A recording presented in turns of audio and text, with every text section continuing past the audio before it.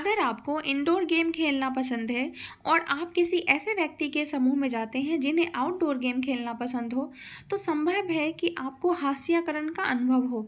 हास्याकरण एक ऐसी स्थिति होती है जिसमें व्यक्ति को किनारे में ढकेल दिया जाता है, उसे सेंटर में नहीं रखा जाता। इसका मतलब ये है कि उसकी ज़रूरतों का ध्यान नहीं रखा जाता है। हास्याकरण विभिन्न कारणों से हो सकते हैं, जैसे कि गरीबी, रंग रूप का अलग होना, वेशभूषा या फिर भाषा अलग हो या आप अलग धर्म का पालन करते हो। इन सभी कारणों से समाज हास्याकरण करता है। क्लास 8 एनसीईआरटी पॉलिटी का यह 6 चैप्टर है। पिछले चैप्टर में हमने पढ़ा था कि किस तरह आदिवासी और अल्पसंख्यकों को समाज हास्याकृत करता है। हमने उनके अनुभवों के बारे में पढ़ा था। इस चैप्टर में हम हास्याकरण से निपटने के उपाय के बारे में पढ़ेंगे। किस तरह इन समूह के लोगों ने कम ताकतवर होते हुए भी उन्होंने अलग थलग कर दिए जाने और औरों के वर्चस्व का विरोध किया है, अपनी आवाज़ उठाई है और संघर्ष करते रहे हैं। उन्होंने अपने लंबे इतिहास में विविध रणनीतियों का सहारा लेते हुए इसे बदलने का कोशिश किया है। अपनी स्थिति के सुधार के लिए वो किस रास्ते का चुनाव करेंगे, यह उनके हालात पर निर्भर करता है जिसमें हाशियाई समूह रहते हैं। आज़ादी के बाद भी इस तरह के संघर्ष और दलीलें जारी हैं, भले ही इसका स्वरूप बदल गया है। आज हमारे देश के आदिवासी, दलित, मुसलमान, औरतें और अन्य हाशियाई समूह यह दलील दे रहे हैं कि एक लोकतांत्रिक देश का नागरिक होने के नाते उन्हें भी बराबर का अधिकार मिलने चाहिए और उनके अधिकारों की रक्षा होनी चाहिए। उनमें से बहुत सारे लोगों ने अपनी चिंताओं को दूर करने के लिए संविधान का भी सहारा लिया है। इस अध्याय में हम देखेंगे कि हाशियाई समूह अपने संघर्ष के दौरान संविधान का सहारा किस तरह लेते हैं। इस बात पर भी विचार करेंगे कि इन समूहों को विकास और लाभ पहुंचाने के लिए सरकार की ओर से किस तरह नीतिगत प्रयास भी किए गए हैं। आप सब जानते हैं कि हमारे संविधान में आम नागरिकों को मौलिक अधिकार प्राप्त है, जो देश के सभी नागरिकों को समानता का अधिकार देता है। हाशियाई लोगों ने इन्हीं मौलिक अधिकार को दो तरह से इस्तेमाल किया है। पहला, अपने मौलिक अधिकारों पर जोर देकर उन्होंने सरकार को अपने साथ हुए अन्याय पर ध्यान देने के लिए मजबूर किया है, और दूसरा, उन्होंने इस बात के लिए दबाव डाला है कि सरकार इन कानूनों को लागू करे। कई बार हाशियाई तबकों के संघर्ष की वजह से ही सरकार को मौलिक अधिकारों की भावना के अनुरूप नए कानून बनाने पड़े हैं। ऐसा ही एक संविधान जो कि हमारे मौलिक अधिकार वाले सेक्शन में आर्टिकल 17 में दिया गया है। अस्पृश्यता या छुआछूत का उन्मूलन किया गया है इस एक्ट में। ये आर्टिकल कहता है कि हमें छुआछूत से, अगर कोई व्यक्ति किसी नीची जाति के साथ कोई छुआछूत वाला व्यवहार करता है तो उसे सजा दी जाएगी। इसका मतलब ये है कि अब कोई भी व्यक्ति दलितों को पढ़ने या फिर मंदिर जाने और सार्वजनिक सुविधा का इस्तेमाल करने से नहीं रोक सकता। इसका मतलब यह भी है कि छुआछूत गलत है और लोकतांत्रिक सरकार इस तरह के आचरण को बर्दाश्त नहीं करेगी, और लिहाजा अब अगर छुआछूत जैसे कोई भी समस्या आती है तो इसके लिए दंडनीय अपराध है। संविधान में ऐसे भी दूसरे अनुच्छेद हैं जो अस्पृश्यता के खिलाफ हैं। एग्जाम्पल के लिए हमारे संविधान में आर्टिकल 15 में कहा गया है कि भारत के किसी भी नागरिक के साथ धर्म, नस्ल, जाति, लिंग या जन्म स्थान के आधार पर भेदभाव नहीं किया जाएगा। समानता के अधिकार का हनन होने पर दलित इस प्रावधान का सहारा लेते हैं। इस तरह अगर किसी दलित को लगता है कि कोई भी व्यक्ति या समुदाय उसके साथ सही बर्ताव नहीं कर रही है और उसके मौलिक अधिकारों का हनन हो रहा है, तो वह बार बार सरकार का ध्यान संविधान की ओर आकर्षित भी करते हैं और इस बात पे भी जोर दिया है कि सरकार संविधान का पालन करे और उन्हें न्याय दे। इसी तरह मुसलमानों और अन्य अल्पसंख्यकों समुदाय ने भी संविधान में दिए गए मौलिक अधिकारों का सहारा लिया है। उन्होंने धर्म और संस्कृति व शैक्षणिक अधिकारों की स्वतंत्रता के अधिकार पर जोर दिया है। जहाँ तक संस्कृति और शैक्षणिक अधिकारों का प्रश्न है, मुसलमान और पारसी आदि सांस्कृतिक धार्मिक समूहों को अपनी संस्कृति की सुरक्षा का भी अधिकार मिला हुआ है। आपने अगर फंडामेंटल राइट नहीं पढ़ी है, हमारे देश में जो भी आम जनता को जो मौलिक अधिकार दिए गए हैं उनको नहीं पढ़ा है, तो प्लीज़ जाकर पढ़िए, जानिए उस अधिकारों को कि हमारे संविधान ने हमें क्या मौलिक अधिकार दिए हैं। मैंने पिछली वीडियो में उसको डिस्कस किया है, जो कि क्लास 7 के पॉलिटी में है। अल्पसंख्यकों के साथ जो भी ऐसे भेदभाव होते हैं, उसी के आधार पर एक कविता लिखी गई है, जो कि महाराष्ट्र के विख्यात भक्त कवयित्री सोयराबाई ने लिखी है। वह 14वीं शताब्दी के जाने माने भक्त कवि चोखा मेला की पत्नी थी। ये महार जाति की थी। उस समय यह जाति को अछूत के रूप में माना जाता था। इस कविता में सोयराबाई शुद्धता की सोच पर उंगली उठाते हुए दलील दे रही हैं कि प्रत्येक मनुष्य एक ही ढंग से पैदा होता है। कोई भी मनुष्य में ना ही कोई चीज़ ज़्यादा है ना कम है। संभवतः वो यह कहना चाहती हैं कि जाति व्यवस्था में लोगों के विभिन्न स्थानों, काम और ज्ञान और प्रतिष्ठा से वंचित रखने और लोगों को एक दूसरे से अलग रखने का छुआछूत का भाव के स्वरूप पैदा नहीं होता, बल्कि यह हमारे भीतर से, हमारे अपने विचारों, हमारी अपनी मूल्य मान्यताओं से पैदा होता है। सरकार अपने नागरिकों की रक्षा के लिए कानून बनाती है, लेकिन सरकार केवल इसी तरह कार्रवाई नहीं करती। हमारे देश में हाशियाई तबकों के लिए खास कानून और नीतियां भी बनाई गई है। बहुत सी नीतियां और योजनाएं किसी समिति के सिफारिश और या फिर सर्वेक्षण के नतीजे पर आधारित होती है। सरकार इस तरह की नीतियों को प्रोत्साहन देती है ताकि खास तबकों को सही अवसर उपलब्ध कराए जा सके। संविधान को लागू करने के लिए राज्य और केंद्र सरकारें जनजातीय आबादी या फिर भारी दलित आबादी वाले इलाकों में विशेष प्रकार की योजनाएं भी लागू करती है।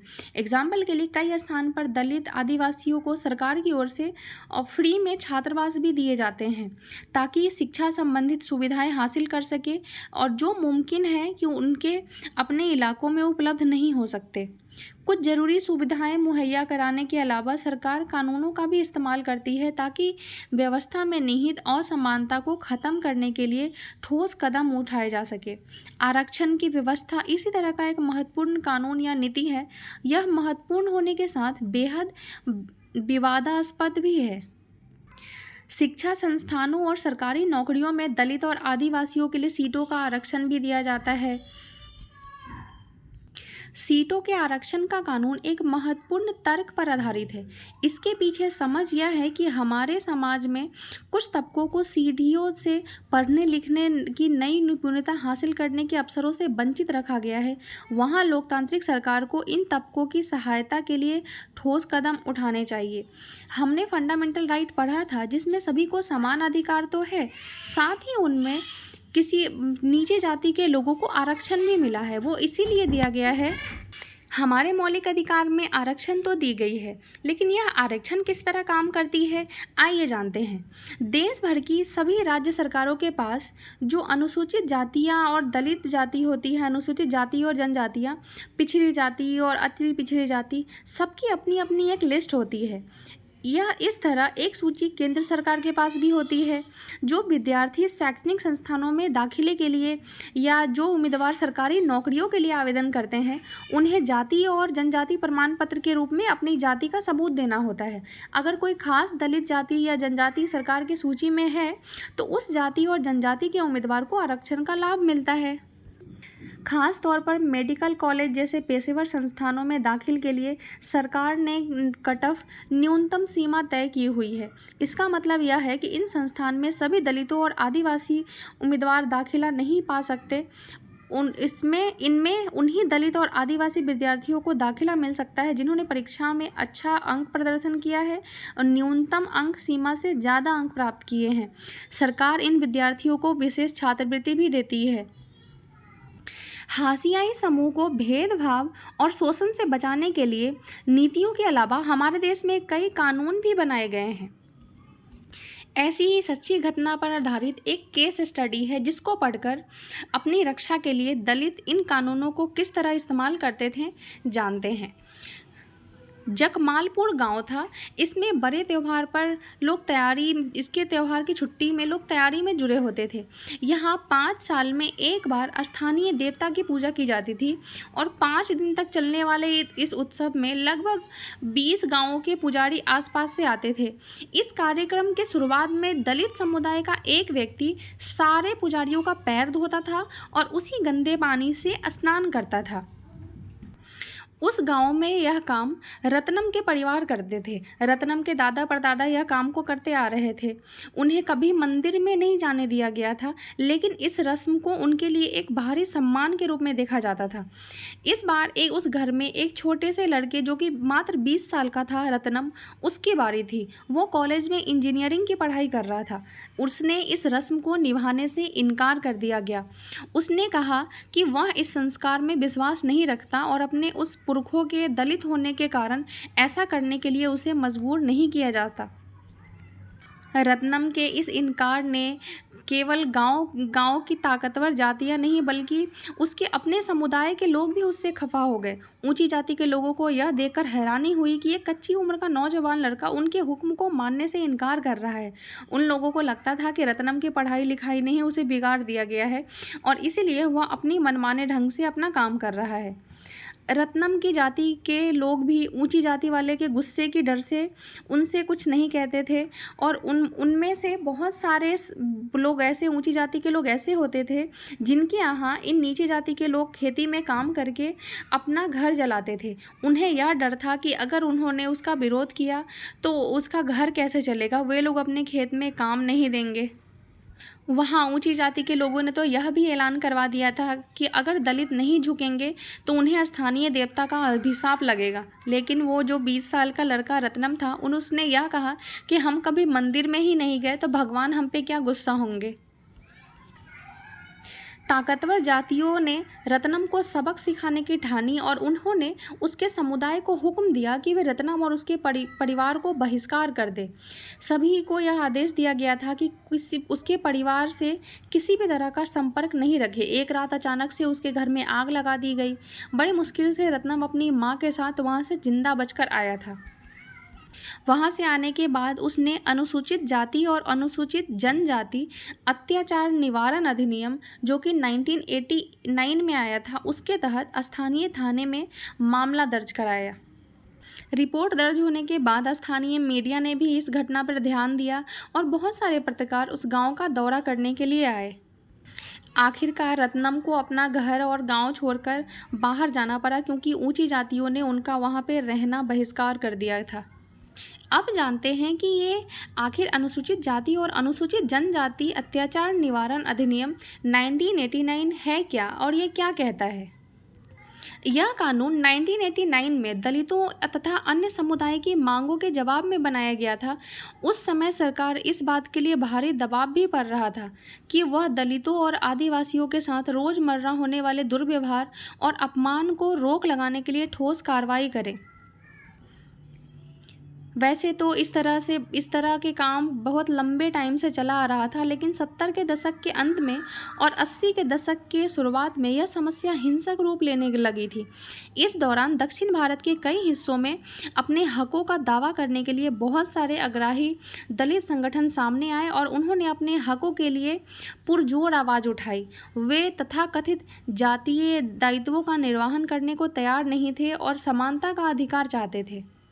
रत्नम की तरह ही उन लोगों ने अपना अपमान और शोषण करने से इनकार कर दिया गया था। इस वजह से ऊंची जातियों का लोग खुलकर हिंसा करने लगे थे, उनके साथ उनका विरोध करने लगे थे। सरकार को इस बात का एहसास कराने के लिए दलित संगठनों ने व्यापक अभियान चलाया कि छुआछूत अभी भी जारी है। उन्होंने इस बात के लिए दबाव बनाया कि नए कानून में दलितों के साथ होने वाली विभिन्न प्रकार की हिंसा की सूची बनाई जाए और इस अपराध के करने वाले को सख्त सजा का प्रावधान किया जाए। इसी तरह 1917 और 1980 के दशक में आदिवासियों ने भी खुद को बड़े पैमाने पर संगठित किया। उन्होंने न केवल बराबरी के लिए आवाज़ उठाई, बल्कि अपनी ज़मीन और संसाधनों को हासिल करने के लिए भी आंदोलन चलाया। यही वजह है कि इस कानून में अपराधों की एक बहुत ही लंबी सूची दी गई और इसके अपराध तो इतने भयानक थे कि हम सोच भी नहीं सकते कि इस कानून में न केवल भयानक अपराधों का उल्लेख किया गया था, बल्कि यह कानून इस बात की ओर इशारा भी करता था कि साधारण इंसान भी कितने जघन्य और कृत अपराध कर सकते हैं। इस तरह के कानून हमारे सोचने और काम करने के तरीके को प्रभावित करते हैं और दोषियों को सजा भी देते हैं। इस कानून में कई स्तर के अपराधों के बीच फर्क किया गया है। पहला, इसमें शारीरिक रूप से खौफनाक और नैतिक रूप से निंदनीय अपमान के स्वरूपों की सूची दी गई है। इसका मकसद ऐसे लोगों को सजा दिलाना है जो अनुसूचित जाति और अनुसूचित जनजाति के किसी व्यक्ति को अखाद्य या गंदा पदार्थ खाने, खिलाने या पिलाने के लिए विवश करता है। अनुसूचित जाति और अनुसूचित जाति के किसी भी व्यक्ति को नंगा करने या फिर उसे नंगा करके घुमाने, उसके चेहरे और शरीर पर रंग लगाने और नृत्य करने के लिए विवश करते हैं जो कि मानवीय प्रतिष्ठा के अनुरूप नहीं है।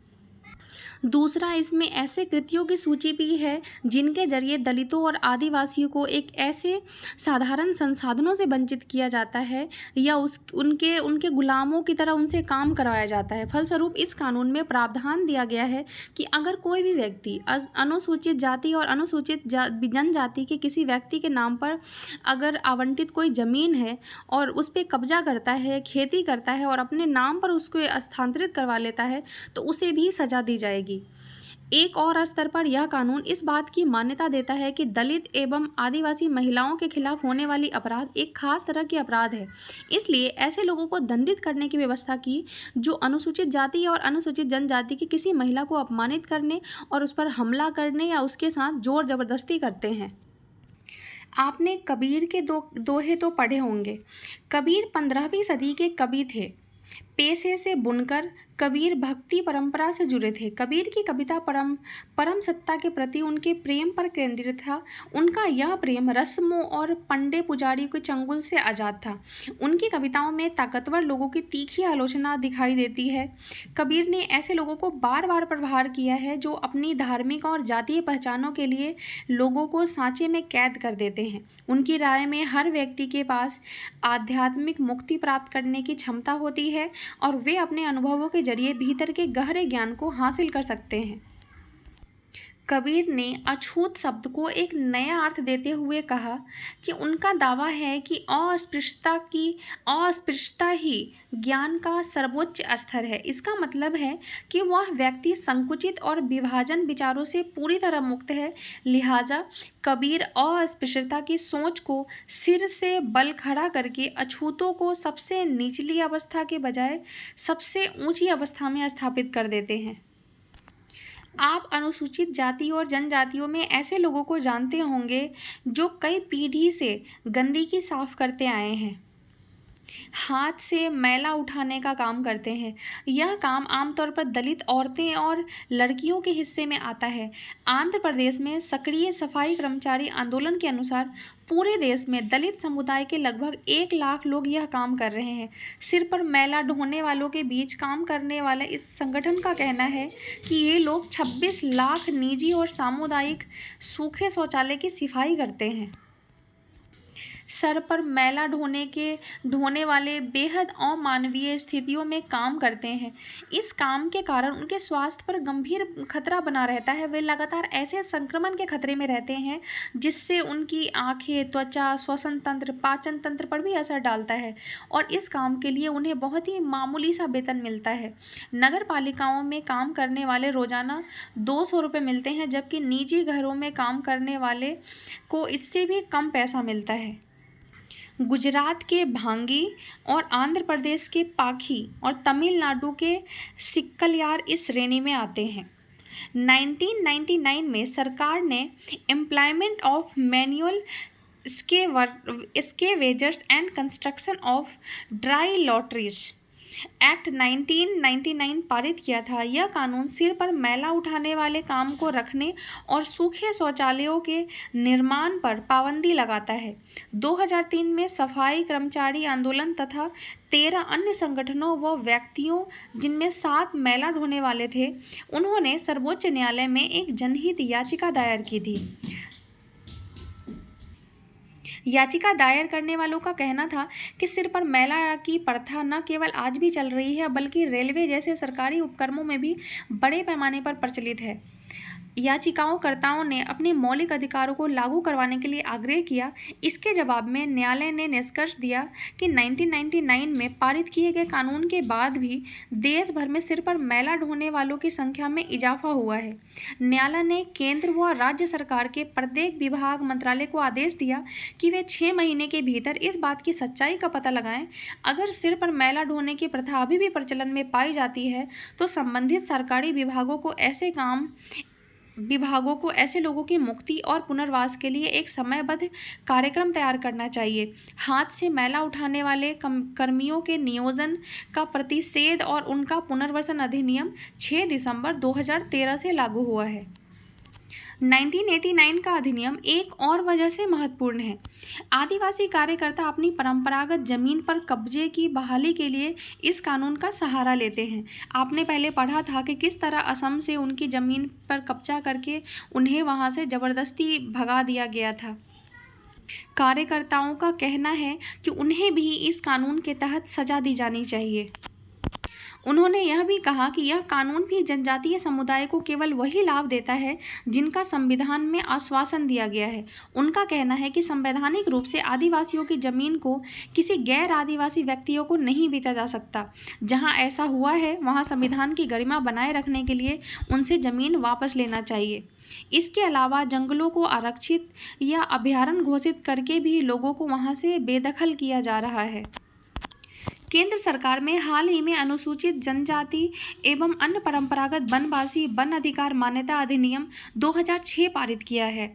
इस कानून की प्रस्तावना में कहा गया है कि यह कानून जमीन और संसाधनों पर वन्य समुदाय के अधिकारों को मान्यता न देने के कारण उनके साथ हुए ऐतिहासिक अन्याय को दूर करने के लिए पारित किया गया है। इस कानून में वन्य समुदायों को घर के आसपास जमीन, खेती और चराई योग्य जमीन और गैर लकड़ी वन उत्पादकों पर उनके अधिकारों की मान्यता दी गई है। इस कानून में यह भी कहा गया है कि वन एवं जैव विविधता संरक्षण भी वनवासियों के अधिकारों में आता है। किसी भी अधिकार या कानून को सिर्फ कागज पर लिख देने का मतलब यह नहीं होता कि वह अधिकार या कानून वास्तव में लागू ही होंगे। इस प्रावधान पर अमल करने के लिए लोगों को लगातार कोशिश करनी पड़ती है। लोकतांत्रिक समाज में भी संघर्ष, लेखन, सौदेबाजी और सांगठनियता की प्रक्रियाएं जारी रहनी चाहिए। ये चैप्टर यहीं ख़त्म होता है। नीचे कुछ कीवर्ड दिए गए हैं जो आपके एग्ज़ाम के लिए इम्पॉर्टेंट हो सकता है, इसको देख लेते हैं। आग्रही क्या होता है? जो व्यक्ति या समूह पुरजोर तरीके से अपनी बात रखता है उसे आग्रही कहा जाता है। बहिष्कार क्या होता है? इसका मतलब किसी व्यक्ति या समूह को बाहर निकाल देने या प्रतिबंधित कर देने से होता है। नैतिक रूप से निंदनीय क्या होता है? ये ऐसे कृत्य होते हैं जो सभ्यता और प्रतिष्ठान के सारे कायदे कानूनों को खिलाफ होते हैं। इस शब्द का इस्तेमाल आमतौर पर ऐसे घृणित और अपमानजनक कृत्यों के लिए किया जाता है जो समाज द्वारा स्वीकृत मूल्यों के खिलाफ होते हैं। नीति क्या होती है? एक घोषित कार्य दिशा जो भविष्य का रास्ता बताती है, लक्ष्य तय करती है या अपनाए जाने वाले सिद्धांतों व दिशा निर्देश की व्याख्या करती है। इस चैप्टर में हमने सरकारी नीतियों का उल्लेख किया है, लेकिन स्कूल, कंपनी आदि अन्य संस्थाओं की भी अपनी नीतियाँ होती है। इस वीडियो में इतना ही। मिलेंगे अगली वीडियो में। मेरे साथ बने रहने के लिए thank you so much. Video पसंद आई हो तो लाइक करके कमेंट में ज़रूर बताएं।